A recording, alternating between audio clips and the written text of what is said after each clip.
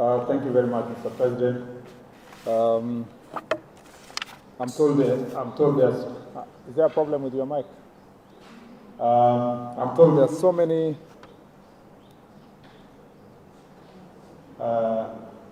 whoever was providing the sound services, this is the only job you are given.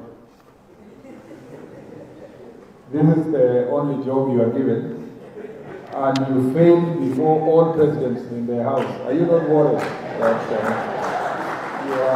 you are in trouble? I'm told this is the highest concentration of presidents in any part of the country. Our Deputy County Commissioner and the team of security who are here, all the representatives of various sectors of sports. Good morning. Good morning again. I truly, let me say, feel honored to stand before you today as we set our sights on the Olympics. This event offers Team Kenya a unique opportunity not only to showcase our talent, but to broaden our success across the wider range of sports. As we look ahead, we must reflect on our performance in Paris 2024, where 6 federations proudly represented the country with 11 medals. We were number 2 in athletics globally, only behind the United States of America. Overall, we finished top in Africa and 17th in the world. While we celebrate this achievement, we must now challenge ourselves to do more. Our goal towards LA 2028 is to increase both our representation and success in every discipline. Sorry, I'm told I have to use 2 microphones for whatever reason. Because Olympics Kenya must be here. The key to achieving this lies in early preparations. We must put in place a comprehensive training plan that will run all year round, ensuring our athletes are consistently developing their skills across various sports by engaging experienced coaches and trainers. We aim to elevate the performance standards of our athletes and ensure they are in peak form when they land in Los Angeles in the year 2028. Equally important is the process of selecting our athletes.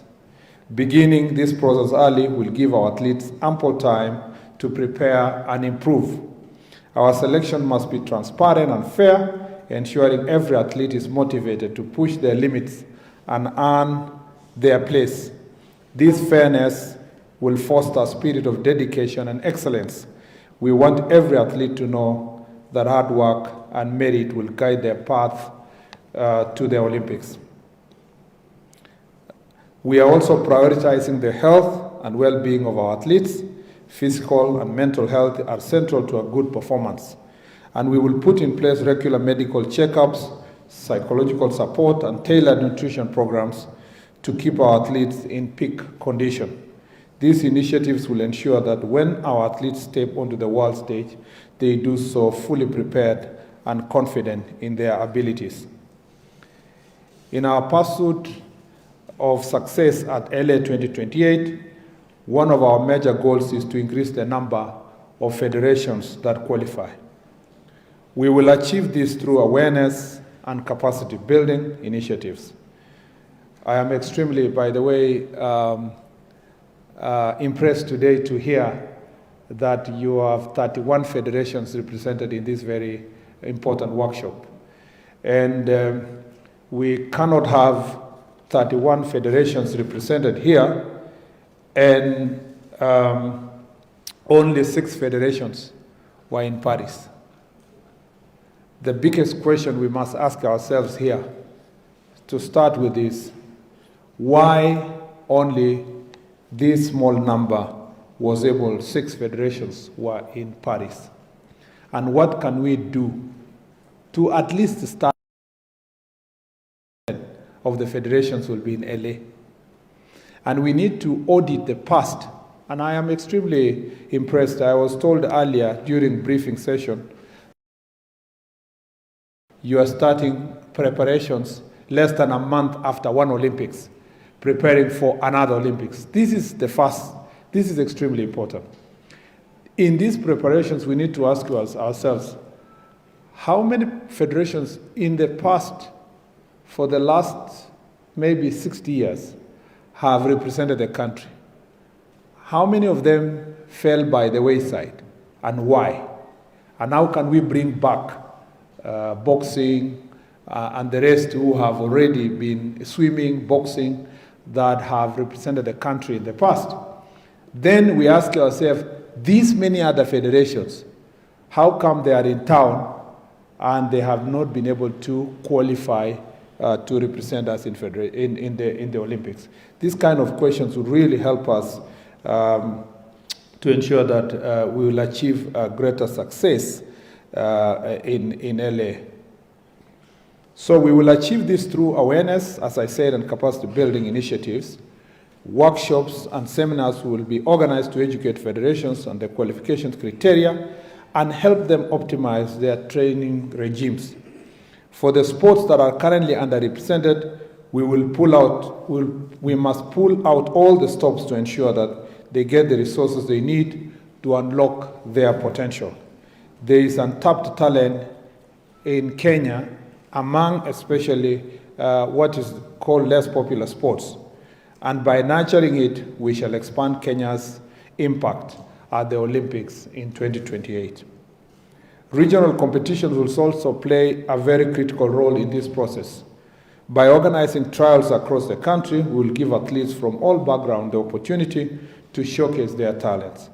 These competitions will help us identify emerging stars, ensuring that no talent is left behind. And allow me to also emphasize just one point there, that if we have to succeed as a country insofar as sports is concerned, we must relook at our education system and sports. If Kenya has compulsory education compulsory basic education for every young person, it means therefore every young person at a nurturing stage in terms of sports is in school. True or false? That means we have no business going to organize just sports academies in an open market. The pool is already organized and they're in an institution, and that institution is called school. The problem with Kenya is that we have separated the school from the organization of the sports.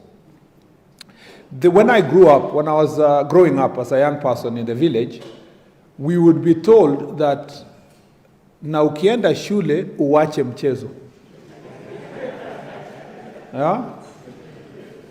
The other day someone told me, waziri unapenda mchezo sana. Na kwa sababu unapenda mchezo mingi, ukatumwa kuwa waziri ya michezo. Yeah? So sports is considered a by the way. I don't know who said that in the briefing room there. We were with the president and the team, the executive team, and someone said that, I think the professor from Masinde Muliro, that part of the reasons why we actually don't take sports seriously in the country is because we have never quantified the economic contribution of sports to the country. We take it for granted. If we were to ask ourselves, the Mariga brothers who have played in Champions League, okay, and the top leagues in the world, how much money they are earning for themselves first, and how much would they invest in our country? The athletes that are running and marketing this country, how many of them have cost tourism? And how many come here for sports tourism? And what have we gained from it? If we ask ourselves, all these players that are employed in the local league, How much money are they earning? And what is the potential of sports in the country? So the first place that we must really think about is that schools are the most important institutions for us. The path towards sports success, we know it from the primary school and secondary school. After that, it's every man for him or herself. It's actually after high school, we no longer know where the sportsmen and women go. It is a pity and extremely embarrassing that globally, universities are contributing to the best Olympians in the world, in other countries and developed countries. Yet in our country, we do not have one university representative who has won a gold medal. What does that tell you? We still have that old mentality that we had when I was growing up. That if you want to succeed in university, uachane na mchezo. And I said the other day when I met the rugby team, that it is only in rugby, interestingly, we need to retrace the history. It's actually only in rugby that we have properly university teams and players believing that they can still play rugby to the international level and still continue with their education and work professionally thereafter. In many other disciplines, once a student finishes Form 4, they are told you go to a camp, look for a place to train, and the rest benefit with scholarships abroad. But locally, we have a problem. I have said I am going to organize a conference together with my colleague in the Ministry of Education that we should bring together all the colleges and the universities. Let us come and talk about sports and sports management and sports and talent, nurturing of talent through university, so that these federations can be able to function if we have the best athletes coming through the university ranks. That is why, by the way, I truly support the funding of university sports and high school sports and primary school sports. And I believe as federations and as scouts identifying talent, you should invest more money in identifying those young men and women at that stage. We want them now to bring our universities to be part and parcel of this process so that they go to these sports high school sports competitions, identify talent, and give them scholarships to come and run and play and do all kind of sports on behalf of these universities. I wonder how it would look like. I just imagine if my alma mater, University of Nairobi, for example, had produced Faith Kipyegon, for example, and they are branding themselves to say, this is the university that's produced a gold medalist in Olympics. Or just imagine if there was a university where Eliud Kipchoge was a student, you know, and they branded themselves well. It would bring the university a great deal of resources, even in sports sector.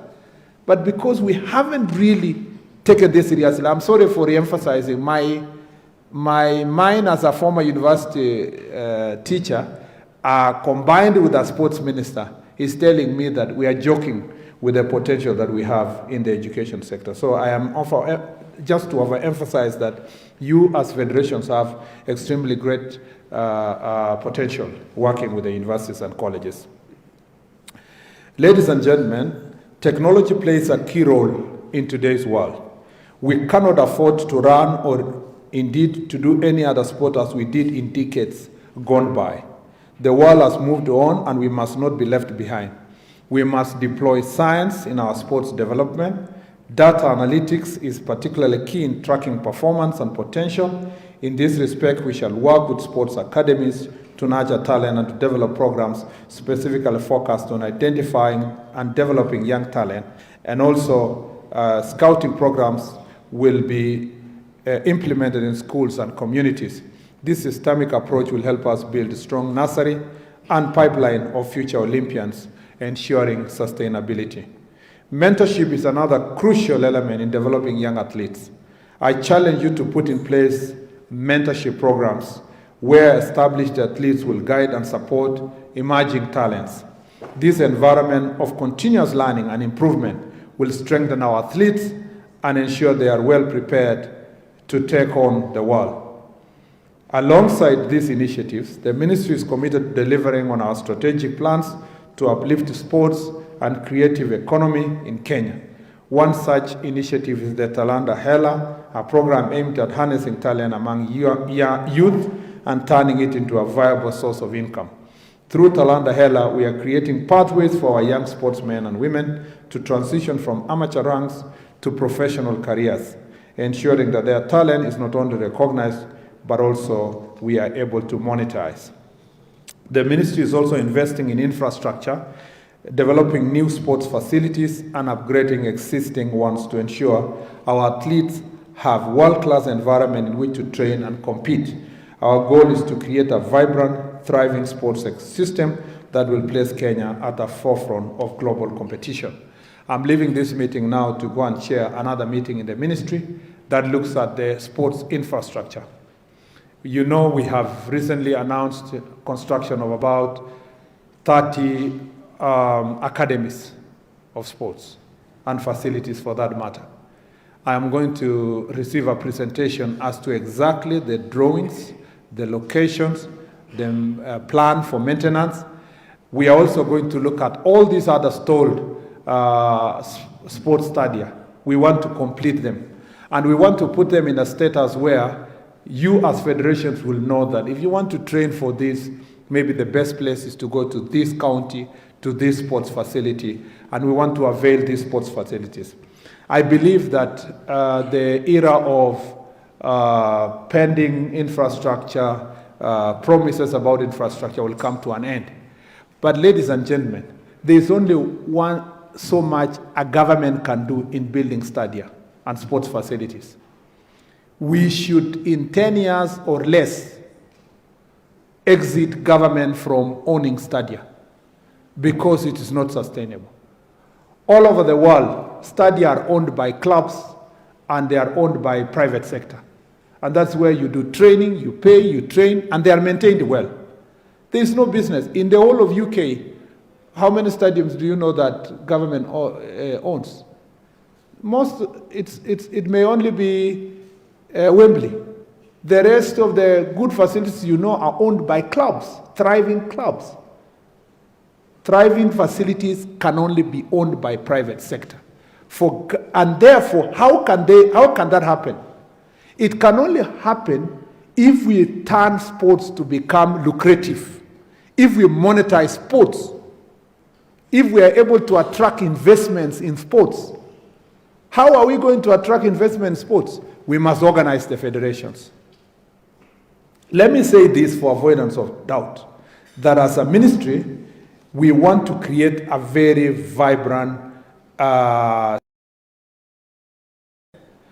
but unfortunately, it cannot be organized. Just like all other industry, sports cannot continue being, if we are going to make money from sports, we cannot just make it a government social function. We must make it a money-making. And therefore, the leadership of the federations, you need to pull up your socks. I have no doubt in my mind, you need to be more organized. You need to attract investments. You need to organize the sector and open up for people to come and invest in the sport where you are. The question I asked myself when I was sitting there, and everybody's speaking about, we need resources, we need resources. We need the sports fund to support us. Sports fund is very little fund, competing with so many things to be done, the stadia, the national competitions, and so forth. The reason why we don't attract resources to our federations is because our governance structure and accountability structures are wanting. All of you want to see out. You want to see government. You want to blame government. But what is happening with yourself? If you have a federation that has 10 years and they never had elections, who will fund such a federation? if you have a federation that is owned by 3 people, 3 people, they are only known to themselves, and in fact they don't want publicity because they don't want the other people to come and compete for leadership in those federations. Who will put money in such an organization? You need to have come to a federation with a specific vision for a defined period of time. You complete your part of the journey, you hand the baton to the next person, and you move to go and do something else. But if you have a place where you have a perpetual, you want to live there for 40, 50 years, you must ask yourself one question. A president comes in a country like United States, serves like Biden for 4 years, and happily retires, and they are remembered. Or like Jimmy Carter, 4 years, and they are remembered for what they did. Presidents in this country can only serve 5 years, renewable once. You should actually ask yourself questions. If you have been a president of an organization for 20 years, that is no longer, give other people a chance to be able to lead. And that's why we're insisting that you need to look yourselves, even here, internally. The reason why you are not moving is because you have not provided targets for yourself as a person and move forward and give a governance structure and accountability structures are extremely important in making sports attract funding in this country. And ndugu zangu, tusiseme tunataka serikali ambayo inawajibika kwa Wakenya kama sisi wenyewe kwa njia yetu ile ndogo atuwajibiki kwa wale ambao tunawatumikia. Tunataka tukue more accountable, more. Number 2, you need to also have a governance structure in the federations that separates the board and the political leadership from the executive. The executive can be there perpetually. Maybe the CEO can apply 2, 3 terms, or 1 term or 2 terms, goes, or whatever, like we do in other parastatals. The rest of the staff should grow also up the ranks. And those are the ones that are institutional memory of the institution. The political leadership should provide strategy and policy. Then the execution is done by the executive team that is in the federations. If we have separation of powers, like we do in other governance structures, your federations will go far. Going forward, we shall be linking funding of the federations with their governance structure and accountability so that we make sure that these institutions are going to serve. I know I will not get any hand club because because you don't want to be held into a. So even as you put me under pressure to say, we want money to do this, we want the infrastructure, we want this, please, you also do what you want me to do with yourselves as the federations. And I hope this workshop will really, you look at yourself internally. I am very proud of what Paul has done in the period he has been in office. And when I engage him, he is not worried about where he will go thereafter. And he's not intending to change the constitution of NOC to be here for long. This should be the spirit of all of us in the federations. You serve, you move. You serve, you move. You open doors for the young ones. The athletes that are coming up know that, yeah, I can rise up the ranks. I am also impressed, and I do not know exactly who is who, but I see they are, fairly young people. This is commendable. Sometimes you go to some meetings of some federations, and all the officials are over 75 years. And you are asking yourself, have you not meant that anybody you don't want to establish other people to do it? I'm happy when I see younger people being here, and I hope that they are the future. I hope they are not here kama watu ya mkono. They are actually here substantively as part of the leadership of this place. Finally, we cannot achieve all this alone. The role of the private sector is, as I said, is very important insofar as funding is concerned, and we must run sports as a business.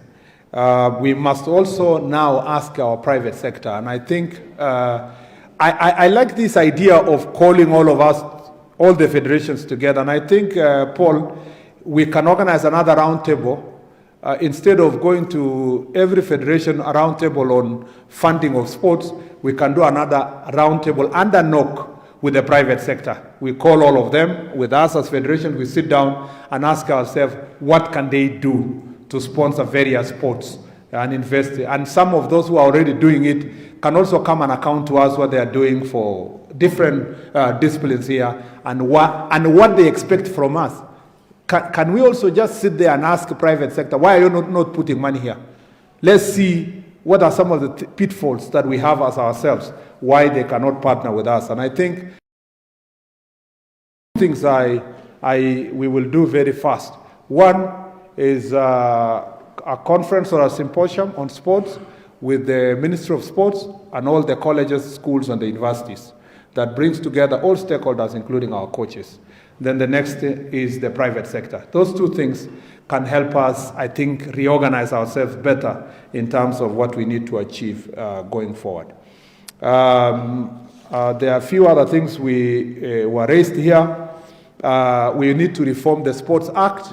Again, in our conversation earlier with the EXCOM, they raised the issue of the Sports Act. And I think, give me another 1 or 2 weeks, I'll put together a task force that will clean up what the committee had already done, and then we complete the Sports Act so that everybody, all these questions you are saying, you are unable to comply with Sports Act because your federation in Malaysia or somewhere sitting in Geneva or where is saying something else and the Sports Act is saying something else. I want us to sit down together.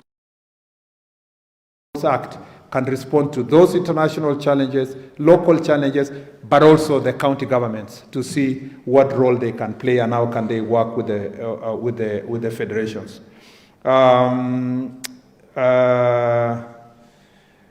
I hope that also we will have clarity in this conversation you're having here of your proper succession plan. You are planning for Olympics 2028, but not all of us will be there. There's no guarantee that I will be a cabinet secretary of sports then. It may or it may not be. But it's good to plan knowing that it is not about us as individuals. We are planning for the future. So we need to have clarity of succession plans also internally as federations. And then we will give us your budgets in good time. This is very good because you are not going to tell us 1 year to the Olympics that, oh, we need a budget to prepare for Olympics. We can now gradually finance the activities you are doing. Some through the talent development through institutions like schools and colleges, but also directly what you're doing, slowly moving, you're saying you're preparing for this sport, then we can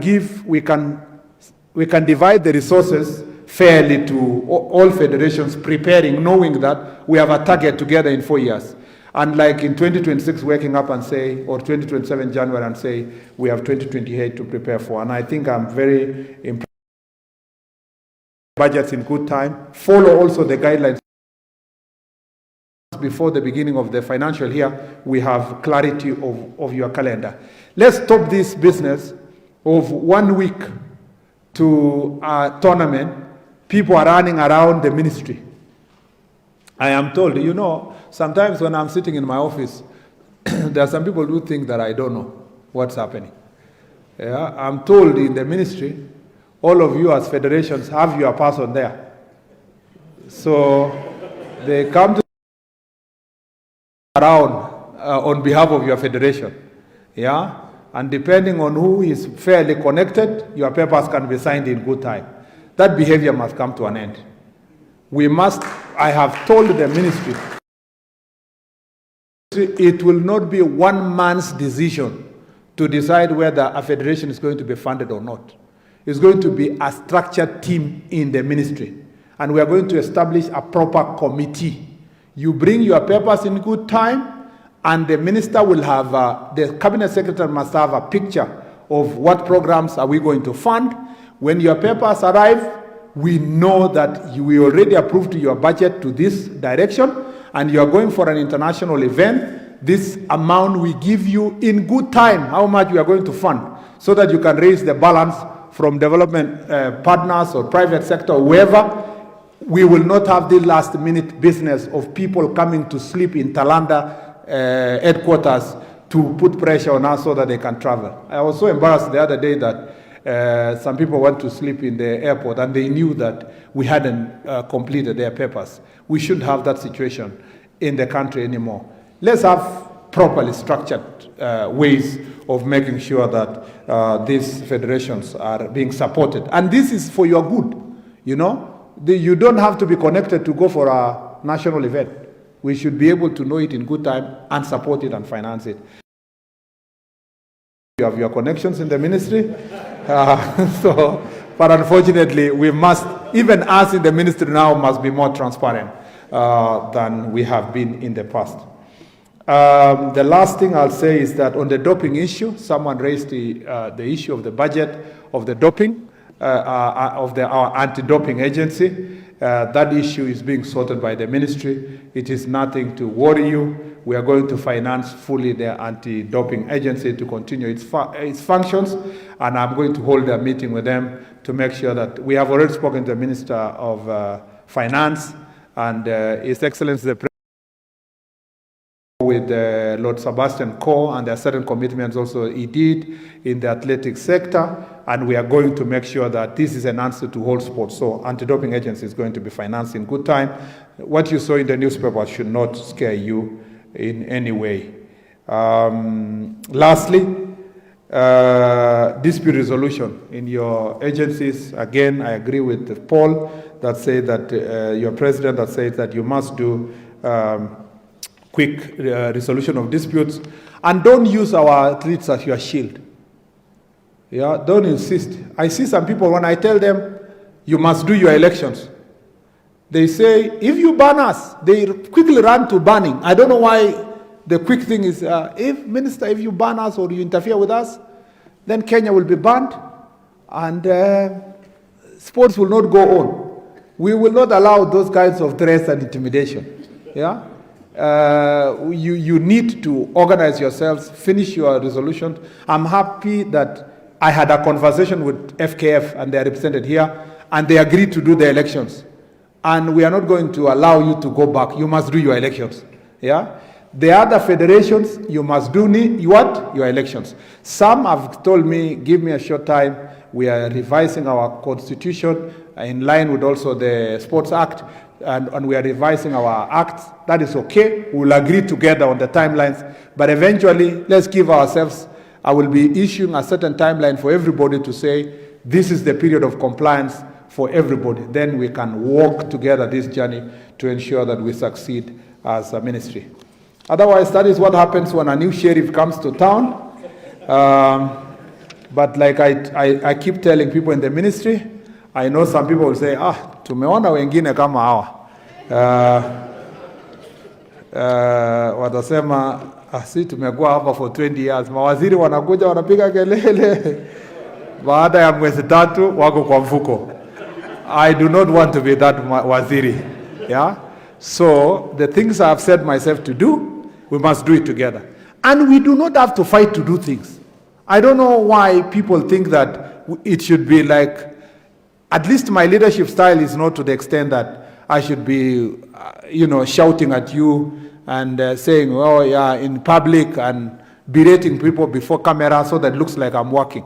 Somehow Kenyans like that kind of style of leadership, but I am not interested at all in, I am absolutely not interested in quarreling with you in public.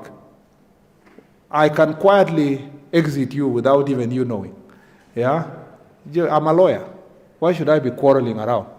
Just look at the law and see what you have done and the loopholes, and then I call you and tell you, my brother, pitia hapa ama upitia hapa na sheria.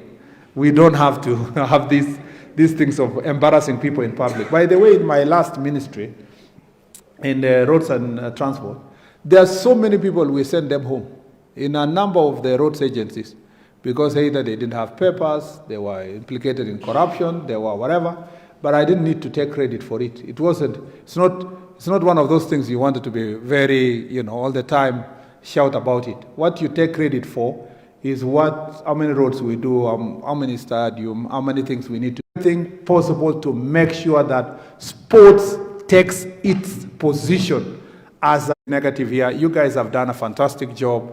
You have my full support. You have my full support. I've been in politics for now over 10 years. We have a very bad attitude in our country.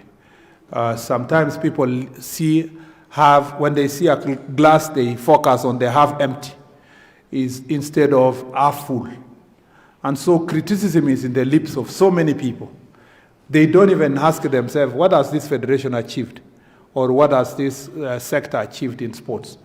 I want to look for the positives in you and see how we can make it better and reduce the negatives, knowing that you cannot be able to clean and do everything. So invite me, let us together amplify the positives. Yeah? Let me be with you more when we are celebrating the positives so that our people and our children, because really we work for youth. There's no difference department, because these sports, 95% is young people. The rest is maybe golf and a few sports here and there, maybe shooting. And I was there. I saw the Turkish guy who wasn't using anything, he was just shooting. Hata hiyo tunashindwa kweli kwenda Olympics. But hii kitu lazima tuende. So, but most of the sports is for young people and we need to work much, and may God bless you.